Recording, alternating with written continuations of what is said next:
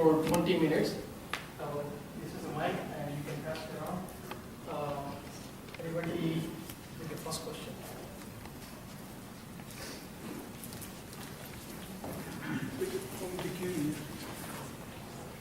You can form the queue here for the question. So come here. Namaskar, Swamiji, enlightened lecture. Very thankful to you.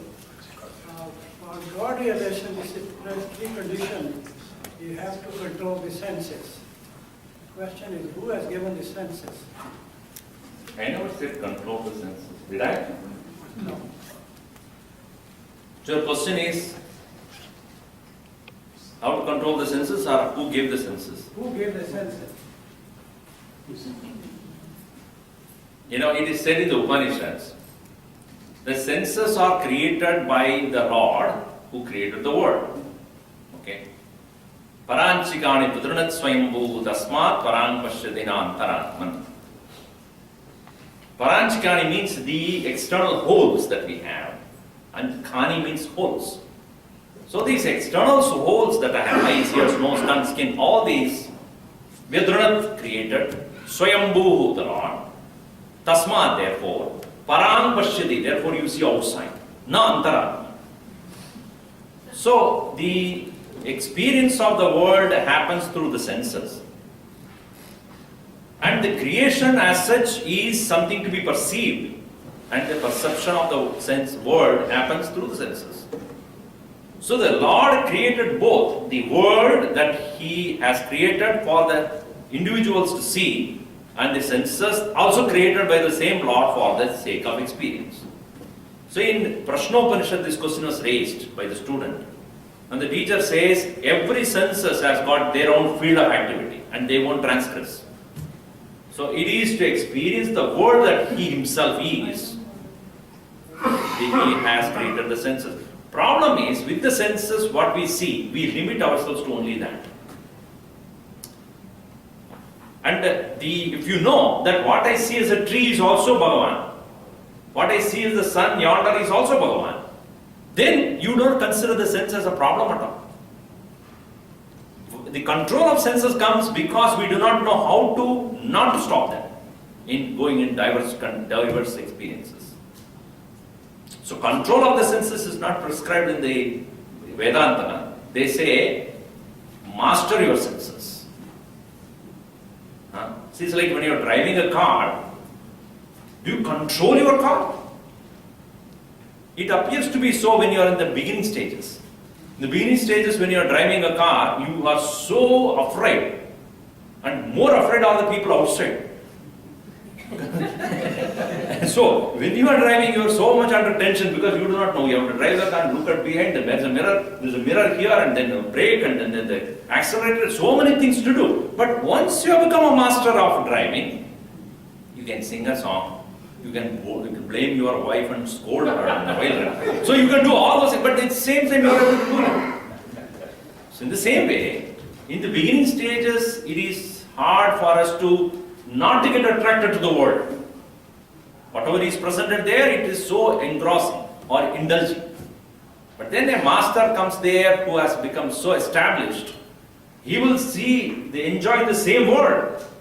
Yogarato va, bhogarato va, sangarato va, sangavihina, yasya brahmani ramade chittam, nandadi nandadi nandati. So whether he is in the company or nobody, whether he is in the company of good people or bad people, a master of this knowledge is not afraid of the senses. Thank you. Yeah. I have just one, probably there are two questions. You use the word mumuksha, that I would like you to discuss. Secondly, you use the word last word was awareness.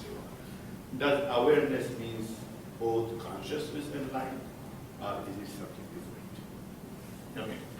So mumuksha, the very word, is Sanskrit used as moksha, moktum ichuhu mumukshuhu. That's the definition. He who likes to be free. The freedom, we are not talking about the freedom of words and freedom of expression.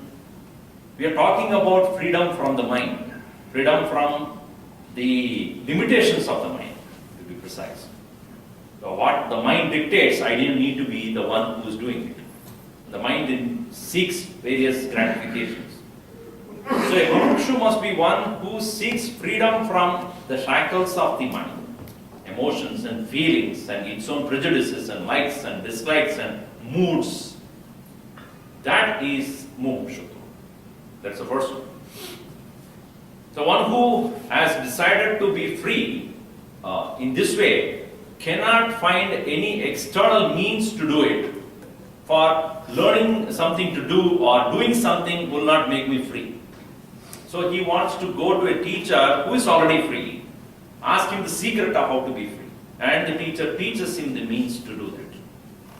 So it is again not an action, it is understanding. It's like our Swami Chinmaya used to give an example of, there was a small ashram or a place where the teacher was teaching. And usually after the first morning session, the students will take all the cows and go for grazing. And then come back late in the evening. They will have time to contemplate upon what the master has said during the whole day when they are grazing in the beautiful meadows of the place. And they will sit down looking at the cows and then ruminating about what they have learned.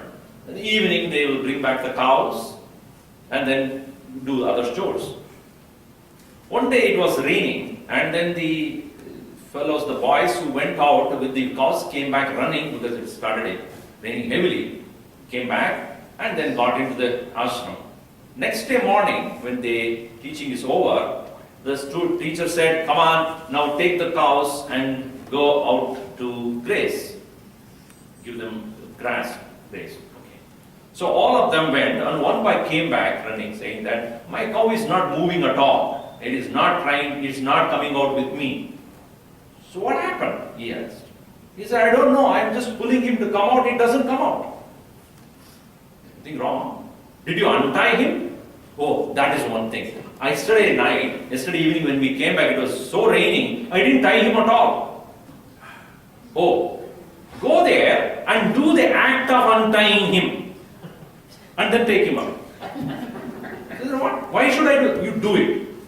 So he goes to the cow and cow was looking at him and looking at him carefully. He goes there next to the pole. He made the act of untying. Even though it was not tied. Then the cow came with him. It was quite interesting for him. And then the student went for grazing and came back in the evening and he asked, why is he behaving like that? Because he said, every day he comes back in the evening and you tie him. So in his mind it is already tied. So therefore you have to do the act of untying and then only it will feel free. In the same way, we have a notion of being bound by this body, by this mind, etc. So the teacher's job is not to make you free by doing anything, but making us know that we are already free. So there is jnapakam nakarakam. It is to remind you that you are free and not make you free. So that is the mumukshu's. Mumukshu is one who is wanting to know the means to be free. Meaning, how to come out of one's own misunderstanding. That's the point. What is the second question you asked? The second question was with the awareness term that the term used, awareness, is synonym to consciousness. Though in the scientific world or the world of materialism, we say awareness is about something, awareness of something. And consciousness is taken in different connotation. But in Vedanta, we use both of them in the more or less a similar manner, but meaning the same thing. Consciousness is the nature of awareness. So there's nothing different than that. The supplementary question was, does that consciousness is a combination of both the life and consciousness? Life. And consciousness. What do you consider as life then? Jyoti, Light, you mean? Oh, light. No, light is only symbolic representation. It is not, in the movies and all they so when the person dies, there's a light going like this. Nothing happens in the real time. If you sit next to a dead fellow and look for a light, nothing happens, no light comes. Light is a symbolic idea given that it is the light of consciousness. It It's not the physical light. No, You understand? It's light means the understand, the knowledge. That's what it means. That's why we light a lamp in front of God. Not that God is in the darkness, but light a lamp to show that you are of the nature of knowledge. So that's the idea. Swamiji, you have a deep study of Shankaracharya's work. I'd like to hear from you what is Nirvana's importance in our life to understand who we are. Nirvana Shatakam. Nirvana Can you Shatakam. tell something about it, please? Why, in what situation Shankaracharya wrote this thing and what is the value in our daily life about it? Actually, Nirvana Shatakam is something to be chanted and remembered during meditation.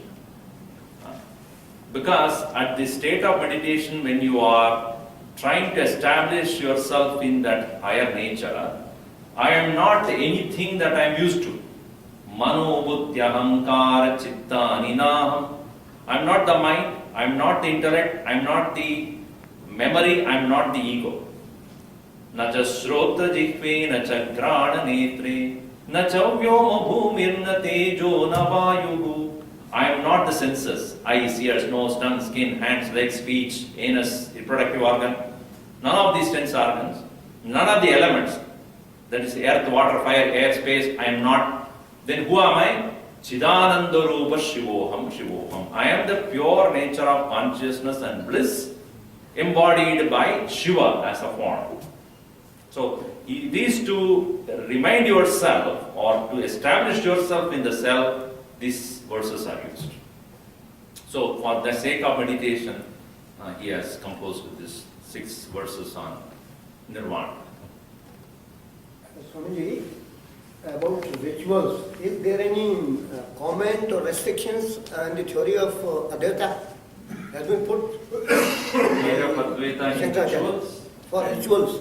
Uh-huh. That this thing to be done or that not to be done, and any comment, these are not warranted, these are logically correct. Rituals Come as on the theory of Advaita, that this is the correct truthfulness. See, Advaita does not prescribe any ritual. First thing. Advaita philosophy. There are so many rituals Right. the people are following, and he has made many commentaries on those rituals. No. Shankaracharya did not write anything on rituals. On these Buddhism and Hinduism, he studied those things and found many rituals and then commented. No, what I am saying is, Chittasya Shuddhaye Karma Navastu Upadabdhaye. He says that for the purity of mind alone is rituals are required and not to gain absolute truth. So rituals are meant for purification of the mind, if done properly. And there are rituals that are prescribed to be kartavyam, it's called to be done. Then kamya, which are desirable, if you have desires you can do this. Then nishiddham, that which should not be done. So these broad categories are already there in the Vedas. So Shankaracharya only said, from nishiddham or that should be shunned, you should not do at all, for sure. That is not to be taken up.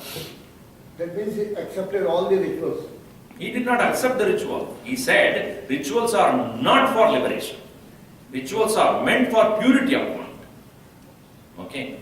So it is that way he establishes the truth, saying that rituals are meant for purity of mind, and without purity of mind you will not understand the teachings of the Upanishads. Therefore you may need to perform the rituals for purity of mind. Yes. In that nishiddham or to be shunned, you don't take it up at all.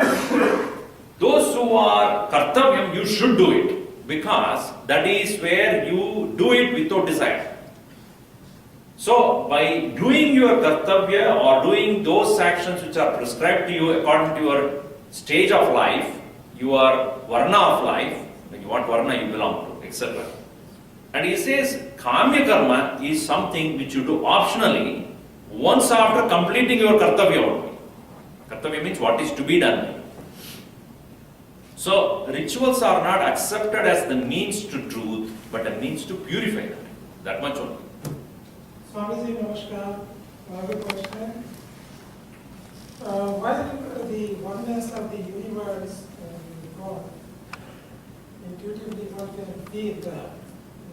But however, when you give these things to logic, there's some problems. For example, the definition, God is enlightened. Got it? Would you put enlightened, fully knowledgeable? Okay. So if we say that we are part of God, then where is the need, the question for enlightenment? Good. See, we are talking about the present state of affairs. Now, when you go to a doctor, you are born healthy, and you become sick, and then you go to a doctor. So then you ask this question: why did I become sick? So what the doctor would say: you must have eaten something wrong, or something which is malfunctioning. Huh? So you are asking me why I become sick. I can give you reasons. Is it not that I am born healthy? Maybe yes. The doctor's point of view is you are sick now, I'm giving you medicine. In the same way, we are by nature happiness, but we are assuming ourselves to be unhappy. The best example is given is a person who is dreaming, and in the dream he himself experiences himself as a beggar who has nothing to eat. He is impoverished. He is thrown away into the street. Now, all that suffering that he goes through in his state of dream is not real. And when does he come to know about that? Only when he wakes up. So the teacher is here as the waker, trying to wake you up. And in the dream you are saying, who are you? To wake me up. So the teacher says, I am standing outside your waking dream state and asking you to wake up. But he cannot do it outside. He has to be part of your dream. Then only you will wake up. In the same way, the guru or the teacher or this teaching or the scriptures, even though are in this realm, in our worldly realm, but they are only trying to make us wake up. So if you ask, why it is there? Obviously it is a part of the whole dream. So when you wake up, that's why Buddha said, who are you? Are you a missionary? Are you a god? He said, no, I just woke up. So waking up means I have finished my dreamy experiences here. And I have understood all that I have been going through is nothing but my own dream. So it is explaining the state of affair where we are right now, because we are to listen to the scriptures and to wake up. Once you wake up, you realize all that is foolishness. Really? So once you wake up, you realize that all the poverty and suffering that you went through, they were all your mind's imagination. So we cannot ask, who are you to teach me, or why the scriptures are teaching me, because we are still in the state of dream. Yes. Swami Namaskar. In Shankar Digvijay, I had Shankaracharya had so many shastras with very dignified Swamis, whereas the wife of one of the Swamis, I think her name was Bharti, she put in a question about the sex life which he has never enjoyed.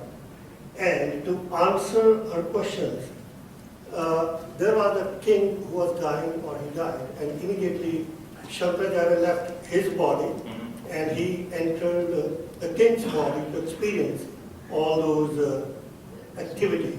And then he came back. Now, what I understand, the sanskars are made on the mind. If Shankaracharya left his body there and took his mind and entered into the body of the king, so that means sanskars were all made on the mind of Shankaracharya himself. And he answered those questions. So he did not use his body or his senses, but he used his mind. And what happened to those sanskars which he got through using the body of the king? And how much effect, positive or negative, of those sanskars was there, or is there any other technical explanation? See, this is called parakaya pravesha. Para means out, other. Kaya means body. Pravesha means entry. So he entered to another body. the purpose of his doing is not sex. The question that was raised by Bharati was, do you have the understanding of Dampatya Sukham? To lead a family life. She never explicitly asked for anything sensuous.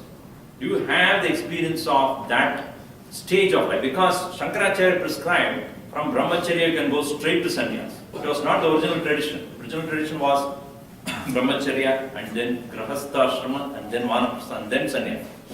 He took a shortcut there. So that's why she asked, do you have the experience of this? Knowing which you can transcend this. You can grow beyond it. Without knowing, how do you shun those experiences? That is the question she raised. So he said, yes, you are right. But I know that is also limited. Even the Dampatya Sukham or the experience of the family life is also limited and it is also relative.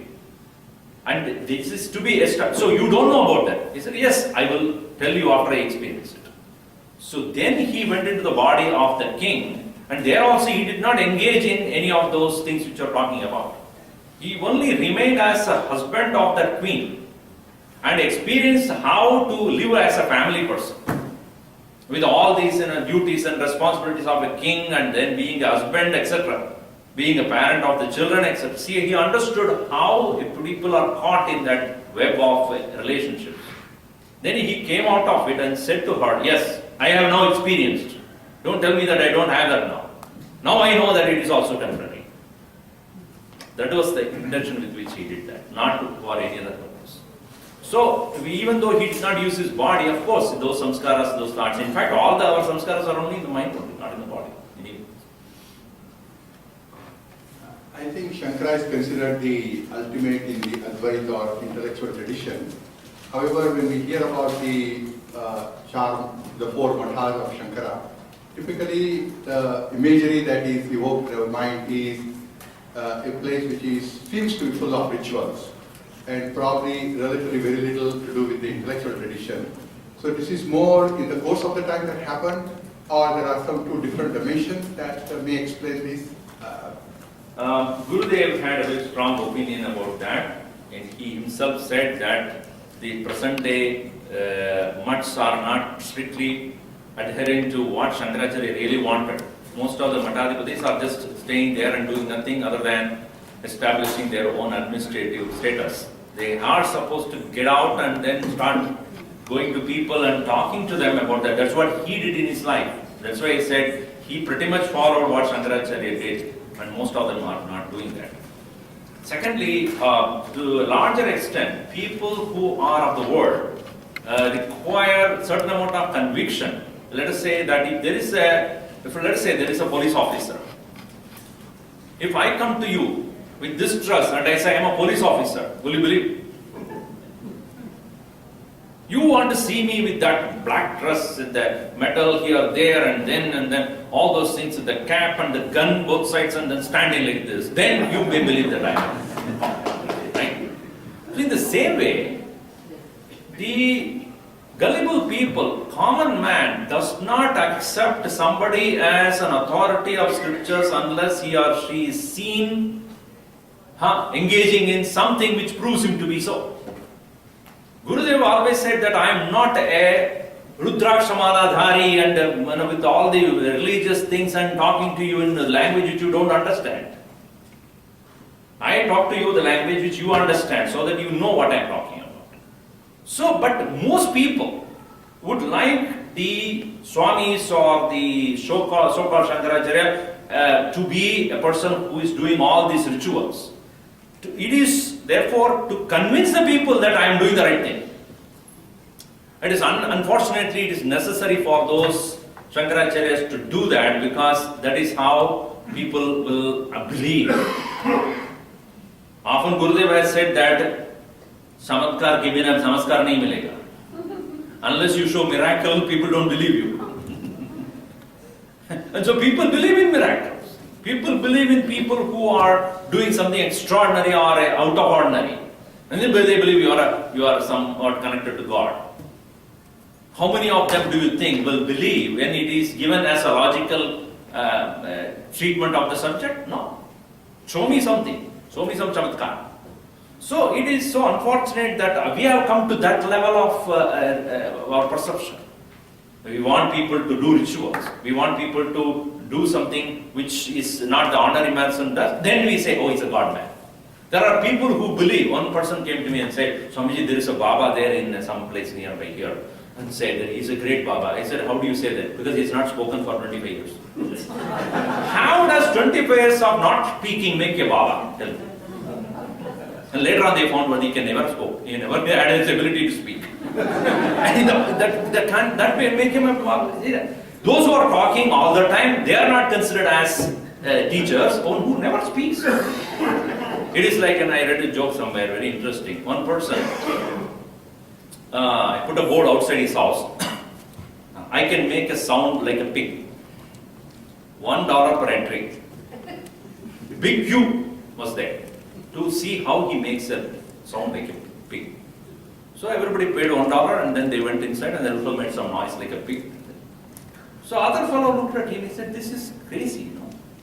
He put another board opposite to this house. He said, there is a real pig here. Pay nothing and come. Nobody came there. No, this is what happens. We want something peculiar to see.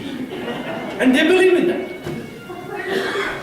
So unfortunately, the Matadhipatis and Shankaracharyas have to engage in those rituals, apparent, not rituals in the sense, not yajna yagadi karma, but something which will convince the people that the person who is talking here is an authentic person.